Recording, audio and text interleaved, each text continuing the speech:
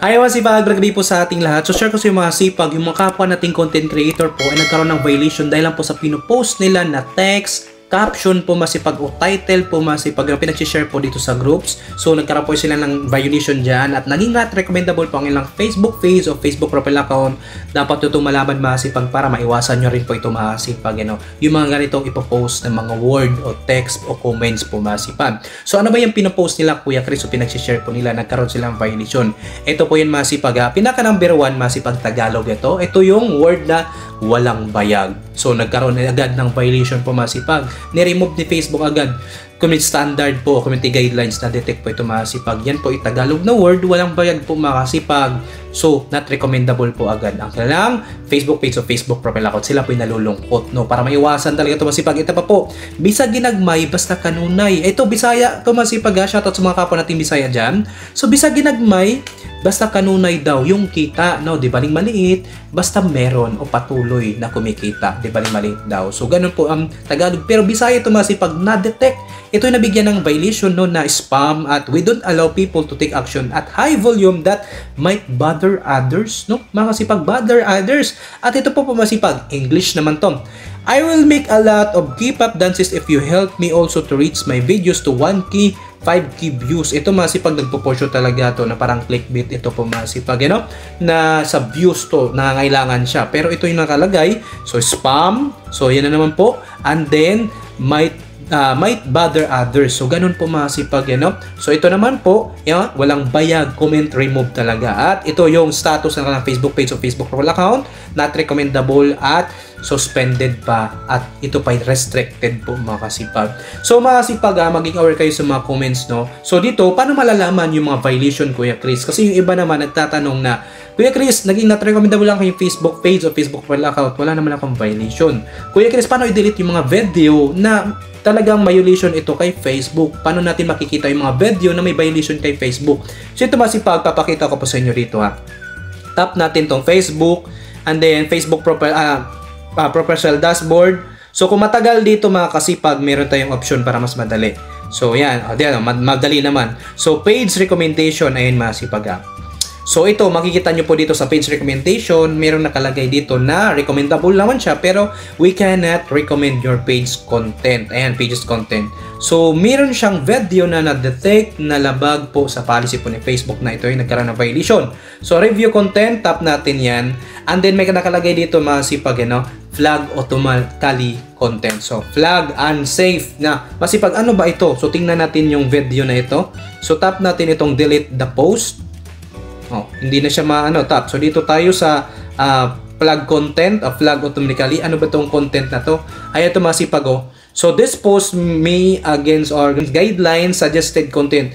This post may show content that make it harder create a safe community. Common reason for this are discussion or self-harm, suicide, and eating disorder. So ito po yung Kani?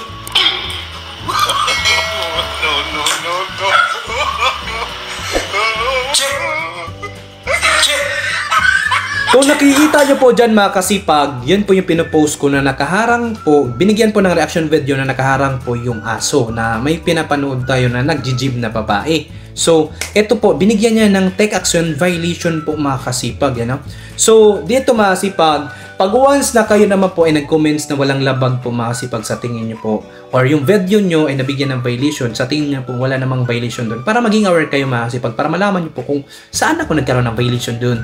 Facebook, yung video na yun, saan yung violation doon? Or yung saan yung violation doon sa comments na yun, Facebook. So dito mga kasipag, pwede kayo mag-concern, para maging aware din po kayo, violation pala yun, yung word na yun, violation. Kasi may mga Bisaya na word na doon pala sa ibang bansa na hindi lang English o ibang mga lingwahe nila doon, ay violation pala sa kanila yun, masipag, bad pala yun. So nadadetect na same word dito sa atin na hindi naman labag sa atin, hindi labag sa policy sa atin dito, pero doon sa kanila labag, kaya nadadetect masipag, kasi halos na pag-isa na ito mga kasipag doon sa ibang bansa sa atin. So ganun po ang nangyayari, kaya nga yung iba naman ay naging aware na kasi nag-concern sila. Ganun pala yun. Sa amin kasi dito, Facebook, hindi ito violation, itong word na to. Hindi naman ito masama. Sa ibang bansa pala, masama pala yun. So, ganito din po dito, sa aking Facebook, ay aso lang naman nakaharang yung puwet niya. Yun, yung itlog. So, mga kasipag, nagkaroon tayo ng violation at nagkaroon ng flag content. Pero mga kasipag, kung yan ang dahilan, maging not recommendable, ay i-delete nyo lang. Huwag na kayo manghinayang, no? So, mas maganda na malinis ang inyong Facebook profile account. So, take action, delete na lang natin. Ayan. Delete post. Tingnan natin. So, dito nyo po makikita, no? Kung wala pong nagno-notif doon sa your alert or doon po. Back na tayo para ma-refresh. Ayan, no? Nakalagay dyan, we cannot recommend your pages content. Ayan, no? Tingnan natin, back tayo. So, dito nyo po makikita mga kasipag, page recommendation. Ayan. So, back natin. Back, then tap na tayo. Dito na tayo. Then, professional dashboard. And then, dito tayo sa tools. Hanapin natin yung page recommendation. Ayan, matagal na siya mga kasipag. Ano? Pag matagal dito, ay pwede rin po tayo dito sa ating menu. Ayan, professional dashboard. Ayan, medyo mabilis dito mga kasipag. Ano? Para magkaroon kayo ng idea. Ayan, no? Ang bilis, no? Dito sa menu, sa professional dashboard. Ayan, no? Nalabas agad, no? Then, dito tayo sa page recommendation. Tingnan natin, wala na siya mga kasipag. So, nawala na po yung content na flag content na violation. So, clear na po siya, no? Page status. Ayan, okay na siya. So, no violation. So, ganun po mga kasipag, pag once na nagkaroon po kayo ng video po mga kasipag, na ito po hindi po labag sa policy po ni Facebook po, ay pwede po kayo mag-concern, mag-appeal para maging aware kayo, violation pala yun. Or pati po sa comments. Kasi lagi nyo po tatandaan mga kasipag, minsan po nagkakamali din po ito si Facebook sa pagbigay sa atin ng violation po, no? So, lagi nyo po tandaan na yung AI niya, nagkakamali din po yan mga kasipag. Kahit naman ang tao nagkakamali, nobody's perfect. Kaya para maging aware ka rin po sa mga policy po ni Facebook at malaman din po ni Facebook na ay, mali pala ako. So, wag nyo pong hayaan na hindi kayo mag-appeal. Magpa-request review po kayo mga kasipag, saan ako nagkaroon ng violation doon. Sa tingin nyo naman, ay hindi ito labag. Pero ayaw nyo na sakit ng ulo, ay i-delete nyo na lang po yung video, yung content na yun. Pero kung yan ay na-remove na po ni Facebook po masipag, tanggapin nyo na po mga kasipag na sila po ay nagbigay sa inyo ng violation at huwag ka nang umulit para hindi natuluyan ang inyong Facebook account. Kung yan pa ay recommendable, no? Baka sakaling maging not recommendable pa po yan kung paulit-ulit kayo nagkaroon ng violation, no? Inuulit nyo pa rin yung paglabag sa policy po nila. So, ganun lang po masipag, lagi nyo po tanda, nagkakamali din po yan si Facebook. Kasi mag-appeal lang, mag-appeal, mag-concern lang, mag-concern. Para malaman nyo rin po kung saan na kayo nagkaroon ng violation.